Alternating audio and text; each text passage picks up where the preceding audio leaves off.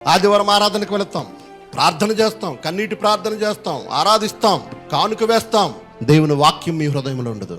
అయ్యో ప్రభువా, నీ సముఖమందే కూర్చున్నాం కదా ప్రభువా, నీ సముఖమందే తిని త్రాగాం కదా ప్రభువా, నేను మిమ్మల్ని ఎన్నడూ ఎరుగను.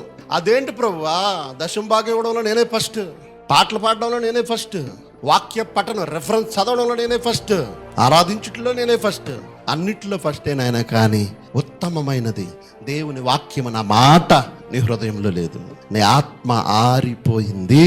అందుకే అన్నాడు, మీరు సిద్ధపడండి అని చెప్పడానికి మీ దీపములు వెలుగుతూ ఉండాలి.